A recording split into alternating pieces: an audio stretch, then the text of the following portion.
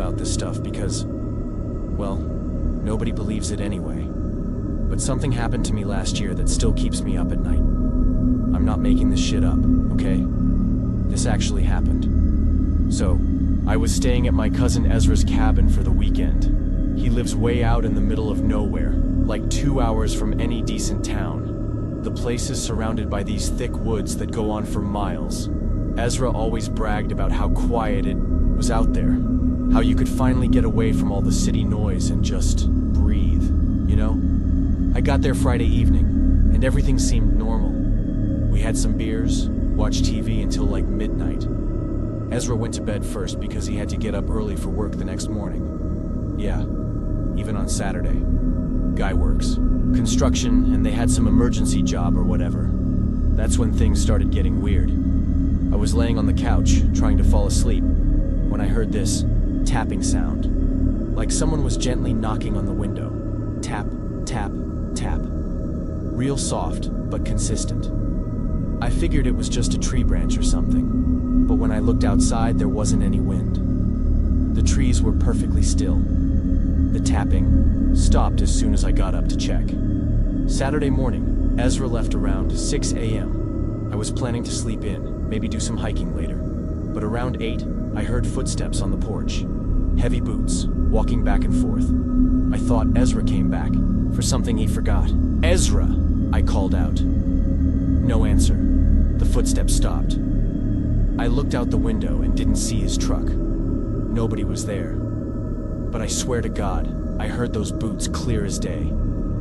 My dad used to wear work boots just like that, made the same exact sound on our old wooden porch back home. Around noon, I decided to take a walk, get some fresh air, clear my head. The trail behind the cabin goes pretty deep into the woods, maybe 3 or 4 miles before it loops back.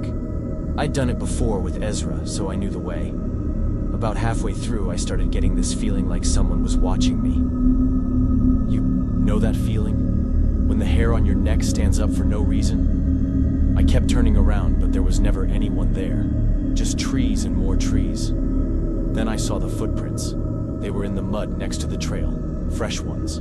Big boots. Same size as what I heard on the porch that morning. They were following the exact same path I was taking. But here's the thing that really fucked with me. The prints were only going in one direction. Forward. Like whoever was making them never turned around or went back. I started walking faster. The prints kept going, always about 10 feet ahead of mine in the mud. Sometimes they'd veer off the trail for a bit, then come back.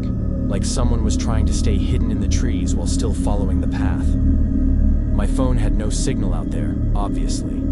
𝐬𝐵𝐺 warned me about that. When I finally made it back to the cabin, I was practically running. I locked the door and just sat there for a while, trying to calm down. Maybe I was being paranoid. Maybe those prints were old, from some other hiker. But then the sun started going down, and that's when everything went to hell. I was making dinner when I heard it again. Those same heavy boots on the porch. But this time, they were walking in circles around the cabin. Slow, deliberate circles. I grabbed a kitchen knife and went to the window. There was a man standing at the edge of the tree line, maybe 50 feet away. Tall, wearing dark clothes and a baseball cap pulled low. He wasn't moving, just standing there, staring at the cabin. I blinked, and he was gone. The footsteps on the porch kept going for another 10 minutes, around and around and around. I called 𝐬𝐵𝐺's cell, but it went straight to voicemail. I was too scared to go outside and check if my car would even start. When 𝐬𝐵𝐺 finally got home around 9 p.m., the footsteps had stopped. I told him everything, but he just laughed it off. Said it was probably just some local guy hunting or something. But I know what I saw. The next morning, we found fresh boot prints all around the cabin. They circled the building at least 20 times. 𝐬𝐵𝐺 couldn't explain that away. I left that same day and never went back. 𝐬𝐵𝐺 says he hasn't had any problems since, but I don't know.